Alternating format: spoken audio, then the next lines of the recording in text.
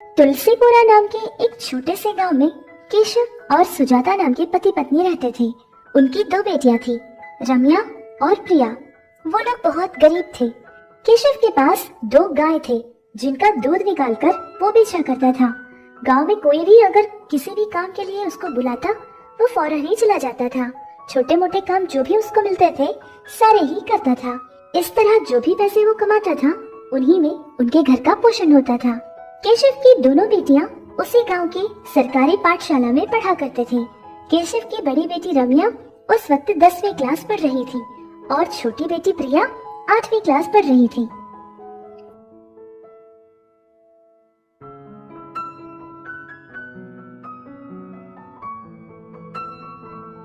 हे भगवान! अरे क्या हो गया? खाना बहुत गर्म तो नहीं है ना? अरे कुछ नहीं। आज वो वीरा जी के घर में कुछ काम था, बस वही करने के लिए चला गया था मैं, और सोचा कि कुछ पैसे ज्यादा कमा लूंगा। और काम करते समय थोड़ी बहुत तो लग ही जाती है। अच्छा, दिखाओ तो अपने हाथ। ये क्या हालत बना रखी है आपने? ये सारे काम करने की आपको आदत नहीं है। अगर ये सब करते जाओगे तो क्या होगा तुम्हारा? अब देखो हाथों की क्या हालत बना रखी है। जितना भी हमारे पास है उतने में तो हमारा गुजारा हो रहा है ना। अरे अब तो सब ठीक ठाक है, लेकिन कल को जब हमारे बच्चों की पढ़ाई करने के लिए हमें उनको शहर भेजना पड़ेगा, तब हमको पैसों की बहुत जरूरत पड़ेगी। अभी से हम पैसा जमाएंगे तो उस वक्त के लिए हमारे कुछ काम आ जाएगा। हमारे गांव में तो लड़कियों को 10वीं क्लास से ज्यादा नहीं पढ़ाते हैं, लेकिन तुम बोले जा रहे हो कि अपनी बेटियों को शहर भेजूंगा और अच्छी पढ़ाई करवाऊंगा। तुम जैसा पिता उन लोगों को मिला ये उनकी खुशनसीबी है। अब अपने हाथ बताओ, मैं दवा लगा दूंगी।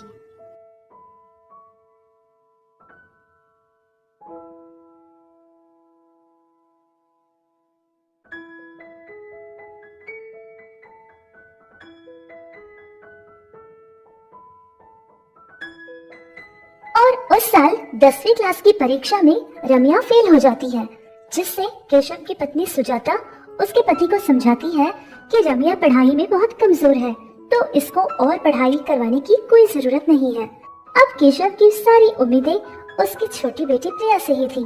प्रिया बहुत ही अच्छा पढ़ती थी और हर जगह आगे आती थी। हमेशा प्रिया के बारे में सोचता रहता था और उसकी छोटी बेटी को हमेशा यही कहता था कि वो खूब मन लगाकर पढ़ाई करे, जिससे उसकी जिंदगी बहुत अच्छी हो जाएगी। और इस तरह प्रिया भी 10वीं क्लास में बहुत अच्छे नंबर के साथ पास हो जाती है। फिर केशव उसकी छोटी बेटी की आगे की पढ़ाई के लिए पास ही के एक शहर में कॉलेज में उसका दाखिला करवा देता है। हर दिन सुबह सुबह बेटी को अपनी ही साइकिल पर ले जाता और शाम को वापस घर लेकर आ जाया करता था। इस तरह प्रिया का इंटरमीडिएट भी पूरा हो गया था। फिर उसको एक शहर में इंजीनियरिंग कॉलेज में सीट मिल जाती है, जिससे केशव ने अपनी बेटी को एक हॉस्टल में दाखिला करवा दिया था। लेकिन शहर में खर्च बहुत ज्यादा होता है, जिससे उनको पैसे भेजने की बहुत जरूरत होती थी। उसकी बड़ी बहन रम्या ने भी काम करना शुरू कर दिया था और हर महीने छोटी बहन प्रिया के लिए जितना भी पैसा खर्च होता था वो सारा का सारा हर महीने रम्या भेजा करती थी। ऐसे ही 2 साल गुजर गए थे। फिर एक बार छुट्टियों में प्रिया घर आ जाती है।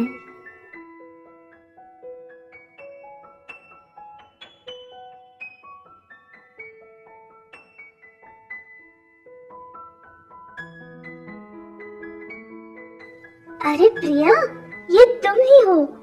कितनी बदल चुकी हो। अरे ये तो मेरी सबसे अच्छी बेटी है। मेरी बेटी सोना है, सोना। अब इंजीनियरिंग पढ़ रही है तो इतनी स्टाइलिश तो दिखनी ही चाहिए ना। अरे ये क्या हालत बना रखी है? अगर हमारे गांव के कुत्ते देख लेंगे तो तुम्हारा पीछा करने लगेंगे। देखो ना पापा, माँ क्या कह रही है। अरे मेरी बच्ची, बुरा मत मानना। बंदर क्या जाने अदरक का स्वाद। वैसे घर पहुंचते ही मेरी बेटी की नजर उतार देना। सारे गांव के लोगों की नजर मेरी बेटी पर ही है। और बोलो प्रिया, वहाँ सब कैसे हैं? और जो पैसे हम लोग हर महीना तुम्हें भेजते हैं वो तुम तक पहुंच तो रहे हैं ना? हाँ, पहुंचेगी क्यों नहीं। अब तुम जो भेजती हो वो करोड़ों रुपए थोड़ी ना है जो कि कोई बीचों बीच चोरी करके ले जाएगा। प्रिया, ये तुम क्या बोले जा रही हो? अरे माँ, चुप हो जाओ, पहले घर चलो। और पता है प्रिया, माँ ने तुम्हारी मनपसंद चीजें बनाई है।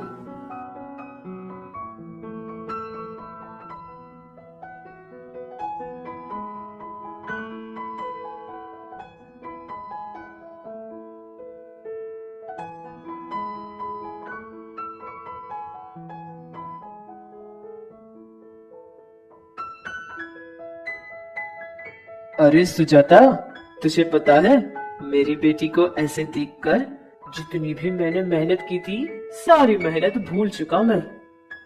अरे बस बस बस, पूरा दिन बस यही बोले जा रहे हो। रात हो चुकी है, अभी सो जाओ। अरे मेरी बेटी के बारे में जितना भी बोलूं कम ही होगा। उसने मेरा नाम रोशन किया है। वैसे बड़ी बेटी से भी मुझे बहुत उम्मीदें थी, लेकिन जब वो परीक्षा में फेल हो गई थी तब पता है मुझे कितना दुख हुआ था। अब मेरी सारी उम्मीदें मेरी छोटी बेटी से ही है। हाँ हाँ ठीक है, अभी सो जाओ।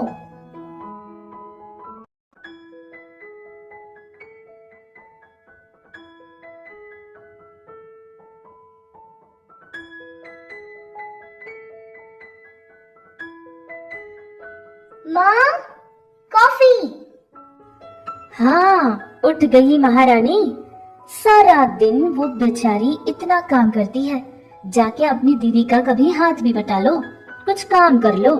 जाओ और जाकर गोबर के उपले बना दो। छी, माँ ये तुम क्या बोल रही हो? ये सारे काम मैं कैसे करूँगी?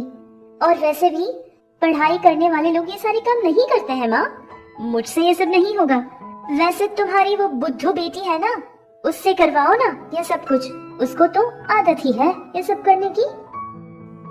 अरे ये क्या तरीका है, बड़ी बहन को बुद्धू बोल रही हो? हाँ तो और क्या बोलूं? अगर वो भी मेरी तरह अच्छा पढ़ती तो आज ये सारे काम उसको करने नहीं पड़ते ना। अब देखो तो वो कैसी है, उसकी हालत कैसी है माँ। जब देखो तब उसके पास से ना बदबू आती है हमेशा। कम से कम अच्छे कपड़े तक पहनने की सेंस नहीं है इसके पास। अरे प्रिया प्रिया, ये तू क्या बोले जा रही है? वो इतनी मेहनत सिर्फ तेरे लिए ही तो करती है ना, सिर्फ तुझे पैसा भेजने के लिए। अरे माँ तुम शांत हो जाओ, माँ शांत हो जाओ।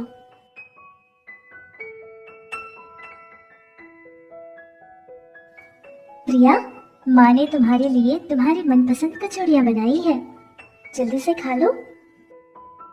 संडे है, इस टाइम मैं अपने फ्रेंड्स के साथ किसी अच्छी सी बेकरी में बैठकर डोनट्स खा रही होती, और देखो ना आज मुझे ये क्या खाना पड़ रहा है। अरे लेकिन प्रिया, ये तो तुम्हें बहुत पसंद है ना? पसंद? कैसी पसंद? मुझे ना ही ये घर पसंद है और यहाँ का वातावरण, मुझे कुछ भी पसंद नहीं है। मेरे सारे दोस्त पता है कितने अमीर हैं, कितने रिच लगते हैं। अगर गलती से भी वो लोग तुम्हें देख लेंगे तो मेरी तो इज्जत की वाट लग जाएगी। तुम्हारे कपड़े, ये तुम्हारे पागलों जैसे बाल, पता है कितनी गंदी लग रही हो।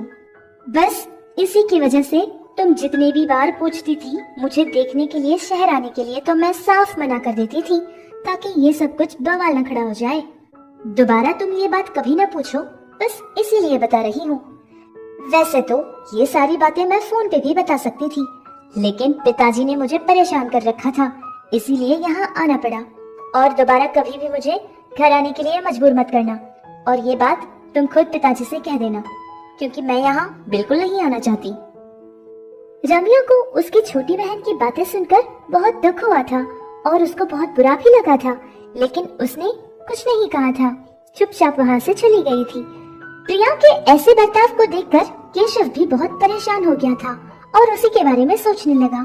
फिर किसी काम की वजह से उसको बाजार जाना पड़ा, और उसी बाजार में रम्या जिस स्कूल में पढ़ाई करती थी उस स्कूल के मास्टर जी नजर आ जाते हैं और मास्टर जी केशव को देखकर बात करने लगते हैं।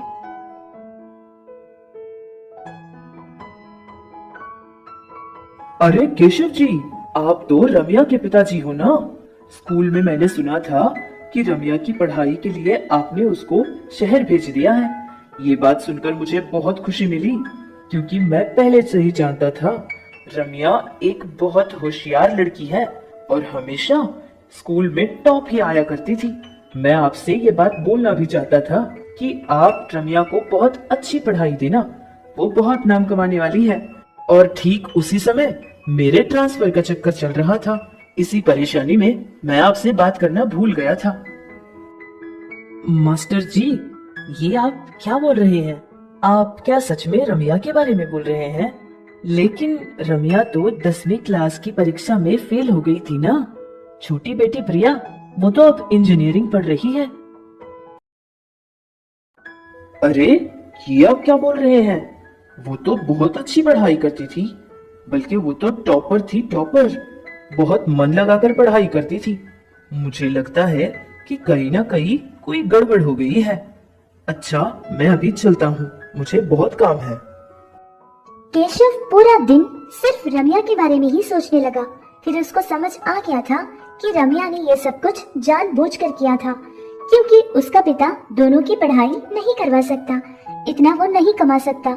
जानबूझकर अपनी बहन की भलाई के लिए, उसके अच्छे भविष्य के लिए रम्या परीक्षा में फेल हो गई थी। ये सब पता चलने के बाद मन ही मन केशव बहुत ही दुखी हो गया था और उसी के बारे में सोचता हुआ घर पहुंच गया था।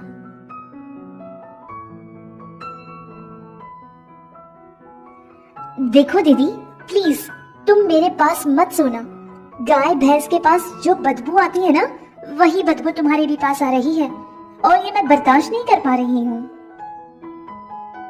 बंद करो अपनी बकवास। ये क्या बोले जा रही हो? ये अभी जो तुम पहनी हो, ये कपड़े भी वो 4 घरों में अगर काम करके नहीं कमाए होते तो तुम नहीं पहन पाती। उसी पैसों से ये सब खरीदा है तुमने। मेरी बच्ची एक एक रुपया जमा करती थी और यही सोचती थी कि मेरी छोटी बहन शहर में रहती है, मेरी छोटी बहन को खर्चा बहुत होता होगा तो उसको किसी चीज की परेशानी ना हो जाए। बस ये सोचकर वो जितना भी कमाती थी, सारा का सारा पैसा तुम्हें ही भेजा करती थी। हाँ, मैं चाहता हूँ कि वो करोड़ों रुपये नहीं है, लेकिन मेरी बच्ची का खून पसीना एक करके उसने मेहनत की थी, तो आज जाकर तुम इस हालत में बैठी हो। और ये जो तुम पढ़ाई कर रही हो, वो भी उसी की दी हुई भिक्षा है, क्योंकि इसको पहले से ही पता था कि उसका पिता और ज्यादा मेहनत नहीं कर पाएगा, दोनों बेटियों को नहीं पढ़ा पाएगा। और तुझे पता है तेरी बड़ी बहन ने तेरे लिए कितना बड़ा त्याग किया। वो जानबूझकर 10वीं की परीक्षा में फेल हो गई थी, क्योंकि वो वहीं रुक जाए और उसकी बहन आगे बढ़ जाए। तुझे वो नजर नहीं आता? खुद के पैरों में तो उसने जंजीरें पहन ली, लेकिन उसकी छोटी बहन को उसने आगे बढ़ा दिया। और तुम बोल रही हो कि उसकी बदबू तुमसे बर्दाश्त नहीं हो रही है।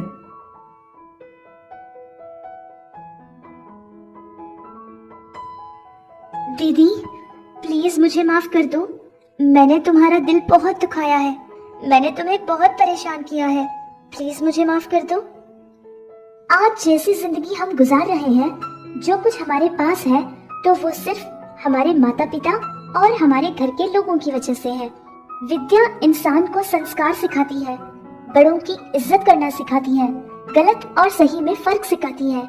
स्टाइल और स्टेटस समझकर विद्या को कभी हासिल न करें, क्योंकि ऐसी सोच से हासिल करने वाली विद्या की वजह से हम अपनों से ही हाथ धो बैठते हैं।